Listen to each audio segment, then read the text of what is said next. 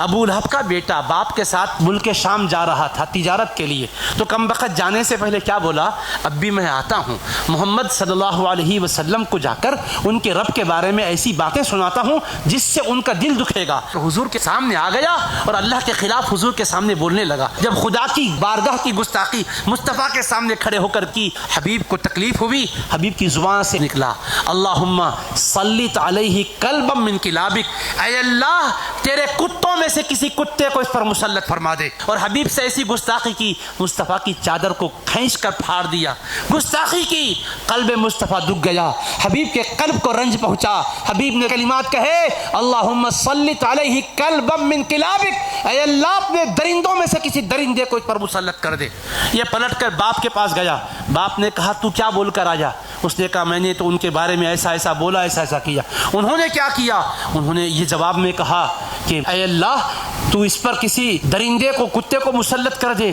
تو وہ کہنے لگا ارے جو وہ بولتے ہیں وہ ضرور ہو کر رہتا ہے، اب تیری ہلاکت کا تو وقت آنے ہی والا ہے۔ اب وہ سفر میں جانے کا فیصلہ کر لیا تھا، اس کی حفاظت کرتے ہوئے لے کر گیا، ایک مقام پر پڑاؤ ڈالا تو وہاں کا راہب بولنے لگا ارے تم لوگ یہاں پر کیوں پڑاؤ ڈال رہے ہو؟ یہ زمین ایسی ہے، یہاں درندے بھیڑیے شیر ایسے ہی چلتے پھرتے ہیں جیسے بکریاں چلتے پھرتے نظر آتی ہیں۔ اب وہ ایسا وقت تھا یہاں سے کہیں جا نہیں سکتے تھے۔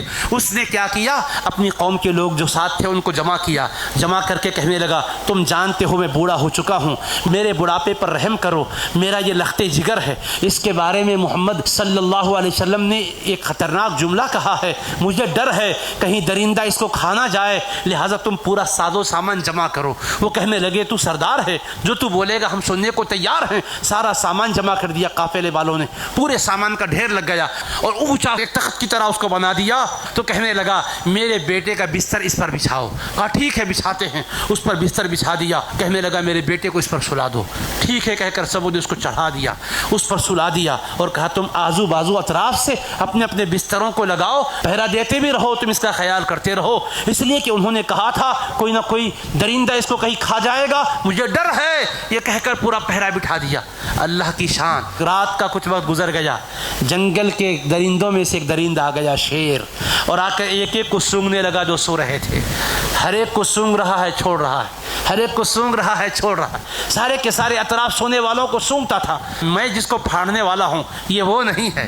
اس سے معلوم ہوتا ہے کہ گستاخ میں جو بدبو ہے وہ الگ ہوتی ہے، اگر ایک جیسی ہوتی تو کسی کو بھی کھا سکتا تھا۔ سونگ کے چھوڑ رہا ہے تو پتہ کیا چلا گستاخی کی غراضت اتنی خطرناک ہے، شیر بھی محسوس کرتا ہے۔ اس کے بعد ایسی چھلانگ مارا اور مار کر جہاں وہ سو رہا تھا وہاں پہنچا اور فوراً اس کو چیر کے ریزہ ریزہ کر دیا، خون بہہ گیا اس کا۔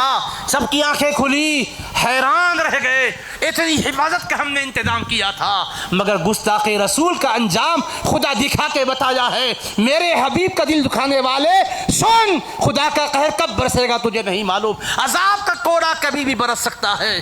فصب علیہم ربک صوت عذاب ان ربک لبالمرصاد، مصطفیٰ آپ کا رب گھات میں ہے، آپ کے گستاخ پر اپنے عذاب کا کوڑا برسانا چاہتا ہے، کب برسانا ہے اس کو معلوم ہے حبیب، لیکن اس کو چھوڑے گا نہیں میرے مصطفیٰ۔ اللہ نے بتا دیا